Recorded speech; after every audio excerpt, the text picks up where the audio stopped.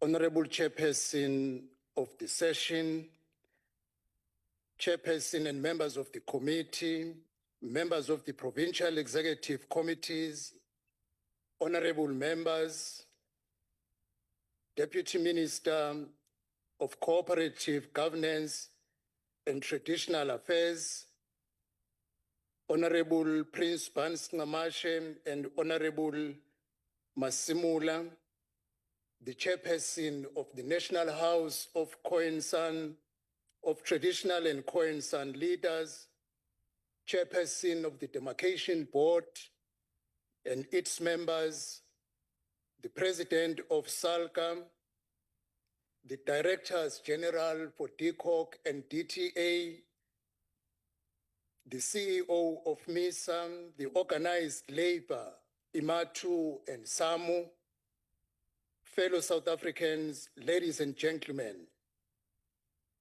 it is a great pleasure to present Budget Vote 3 of the Department of Cooperative Governance and Vote 15 of the Department of Traditional Affairs to this House, which is an honorable House.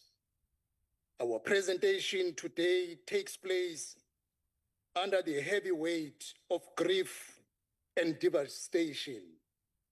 Just 2 weeks ago, our nation experienced one of the most heart-wrenching disasters in the recent memory.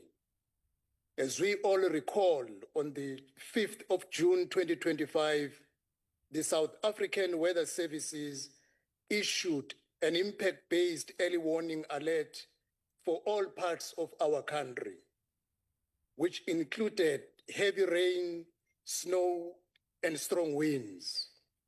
In response, all provinces activated their contingency plans, putting disaster teams and fire rescue services on high alert. The Western Cape, Eastern Cape, Free State, and KwaZulu-Natal provinces were affected. Still, the Eastern Cape endured the greatest impact, suffering from torrential rains that unleashed widespread devastation.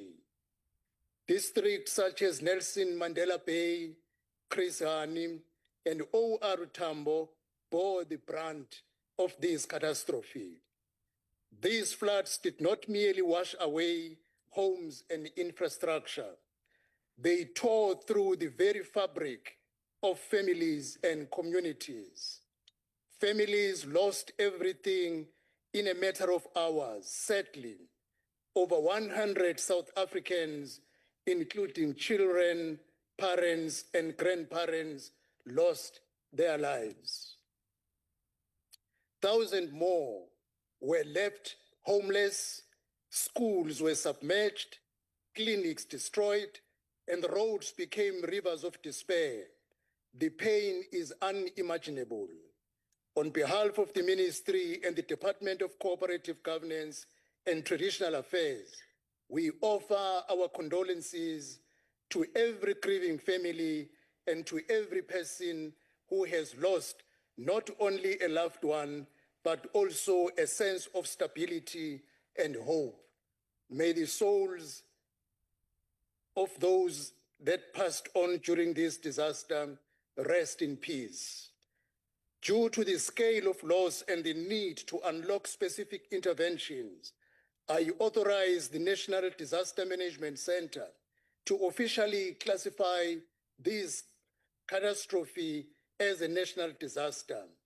We are now urgently working to support the affected provinces and municipalities, not just in words, but with the resources they need to recover and rebuild. Funding mechanisms are being activated to ensure we can provide the necessary support. Technical teams have already been deployed through the Municipal Infrastructure Support Agent to assess the damage to roads, bridges, water and sanitation systems, and other essential infrastructure. This tragedy unfolds as South Africa is honored to chair the G20 in 2025, Within that, as Cogta, we are leading the G20 Disaster Risk Reduction Working Group. Earlier this year, we successfully hosted the first technical meeting in KwaZulu-Natal, a province that itself knows the sting of disaster all too well. Next week, we will host the second technical meeting at the Sentin International Convention Center in Johannesburg. Here, member states and knowledge partners will gather to chat the way forward on global disaster risk priorities. The key focus areas of our working group include: 1, ecosystem-based approaches and nature-based solutions for disaster risk reduction; 2, disaster resilient infrastructure; and thirdly, disaster recovery, rehabilitation, and reconstruction. These focus areas are more than just abstract policy themes. They are lifelines for the future. They are the answers we seek when we ask, how do we prevent the next floods from becoming a national tragedy? How do we become vigilant so that no child has to die because a scholar transport was washed away? How do we ensure communities bounce back stronger, not just to survive? In the spirit of Ubuntu, we will not face these challenges alone. Through the G20, we learn from the world and share our experiences. The allocated budget for Vote 3, cooperative government, amounts to 410.9 billion rand over the MTF period, with 96.7% earmarked for intergovernmental transfers and support to entities. This significant investment will enable us to implement critical initiatives that deliver tangible and measurable improvements in the lives of our people. For Vote 15, traditional affairs, the appropriated budget for 2026, 2025, 2026 amounts to 195.593 million, of which 24% is earmarked for transfer and subsidies, including a dedicated allocation for the Commission for the Promotion and Protection of the Rights of Cultural, Religious, and Linguistic Communities, a Chapter 9 institution. One of our key focus areas is the comprehensive review of the 1998 White Paper on Local Government, a crucial step towards a focused and fit-for-purpose local governance structures that will result to efficient service delivery. This review is a testament to our collective commitment to addressing the challenges facing local governance and shaping a future that aligns with the aspirations of all South Africans. Launched on May 19, 2025, the review emphasizes the need for local governments to adapt to a changing world characterized by urban growth, climate changes, youth unemployment, and digital transformation, while embracing collaborations with traditional and Khoisan leadership institutions. This review significantly influences governance, community engagement, and socio-economic development.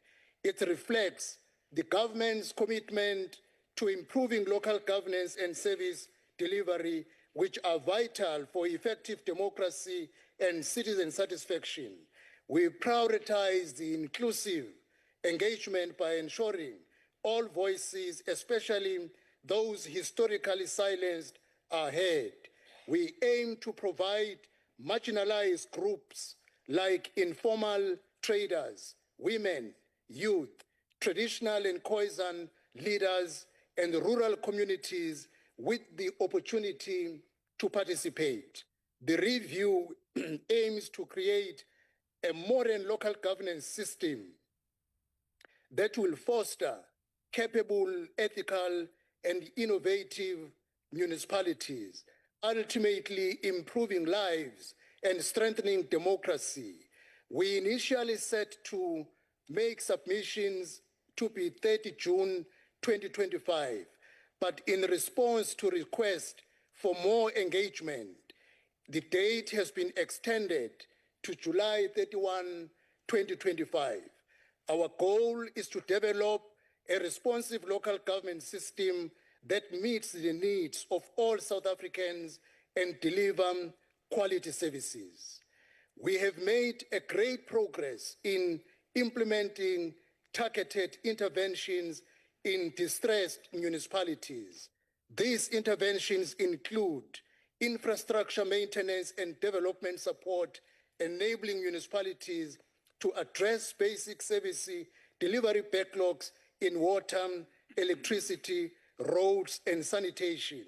We are also advancing critical policy and legislative reforms that lay the foundation for long-term stability and improved governance. Our interventions are guided by careful assessments of municipal needs, and we are committed to ensuring that our support is effective and sustainable. Honorable members, as you will know, the Interministerial Committee focused on the municipal audit outcomes has prioritized 10 distressed municipalities for focused support and intervention, and we have achieved the following outcomes. 1, outstanding debt resolution with ESCOM and water boards. 2, enforcing funded municipal budgets. 3, improving governance structures and financial management. And 4, developing and implementing a sustainable municipal turnaround strategies. We reiterate that for us to make an impact in addressing the challenges at the local government sphere, we should eradicate working in silos as espoused by the DDM model. The DDM remains our flagship intergovernmental planning, coordination, and service delivery strategy. Through the DDM, we are bringing all 3 spheres of government around one table to address the specific challenges across the 52 spaces of districts and metros. This past Monday, we, along the DDM champion, Minister Gayton Mackenzie, and the Western Cape Local Government Minister, Mr. Bradel, visited the Garden Road districts in Western Cape. This visit was an opportunity to engage with the district leadership, stakeholders, and communities, fostering honest dialogue and collaborative problem solving to gain insight into the lived experiences of our people. Our budget strategy introduces a package of targeted and differentiated interventions guided by careful assessment of municipal needs. We have identified 30 priority municipalities requiring support and our intervention. The Municipal Infrastructure Grant 6B will accelerate critical infrastructure projects, ensuring value for money. We have allocated 493.8 million to support this initiative in the 30 municipalities that have been identified. The integrated urban development for growth nodes will enhance urban planning and infrastructure investment. To support this initiative, we have reallocated 244.7 million from the MIG to Integrated Urban Development Grant, strengthening municipal systems and district development model will enhance intergovernmental planning and budgeting. The Municipal Systems Improvement Grant will rise from 151.1 million in 2025-26 to 165 5.3 million in 2027-2028, supporting municipalities in improving their systems. We are finalizing a municipal debt relief framework with the National Treasury to help municipalities manage their debt and enhance the financial sustainability. When it comes to the demarcation board, on the 3rd of April 2025, I launched the ward delimitation process in Mpumalanga, led by the Municipal Demarcation Board. This initiative includes public consultation across all the 9 provinces from April to June 2025 for independent ward delimitation. It is vital to respect the MDB's independence and ensure that the process remains free from external influence. We urge all South Africans to actively participate in shaping their communities through the process of the Municipal Demarcation Board. When it comes to policy and legislative reforms, in our commitment to rebuild and strengthening local government, we are pursuing a comprehensive agenda of policy and legislative reforms. Our legislative and policy priorities will include the following: Independent Municipal Demarcation Authority Bill, Local Government General Laws Amendment Bill, Local Government Municipal Structures Amendment Bill, also referred to as the Municipal Councils Bill, Intergovernmental Monitoring, Support and Interventions Bill. And in addition to these bills, we are going to be working on professionalization and competency frameworks in all local government spaces, including municipal prototype, staff establishment, and remuneration review. When it comes to customary initiation, the implementation of the Customary Initiation Act is in progress and is moving forward very well. The implementation of the Traditional and Khoi San Leadership Act, as we all know, faced a legal battle when the Constitutional Court ruled that the Parliamentary public participation process was flawed, and as a result, the act was declared unconstitutional and invalid. Cogta has engaged the Constitutional Court, which has fortunately agreed to extend the validity of the Act to 29 May 2027. We are optimistic that the Parliament will meet the deadline of 29 May 2027. In relation to Their Majesties and the Queen's Council, following the establishment of the Government of National Unity, the Ministry of Cogta prioritized supporting traditional and Khoi San leadership to enforce their roles in community.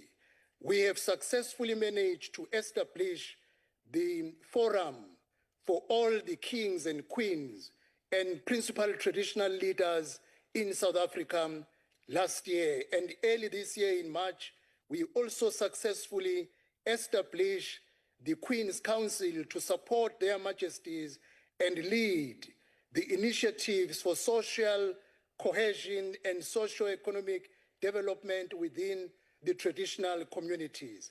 I am pleased to announce that for the first time in 30 years, the Minister of Finance during the budget speech pronounced that there will be an allocation towards supporting infrastructure for our royal palaces. The Deputy Minister, who is delegated the function, will lead the engagement with the National Treasury to deal with modalities in line with the provisions of Section 30, subsection 2D of the PFMA. The National House of Traditional and Khoi San Leadership Our engagement is at a very good space, and we are looking forward to advance the good cause of our traditional and Khoisan leaders. As I conclude, Honorable Chair, we are working in ensuring that the Commission of the Khoisan matters complete its work in terms of the recognition of the Khoisan leaders in our country. I therefore, Chairperson, in the spirit of unity and purpose, I formally submit the consideration by this esteemed House, Budget 3 of the Department of Cooperative Governance, as well as Budget Vote 15 for the Department of Traditional Affairs for the 2025-2026 financial year. Thank you very much, Honorable Chair.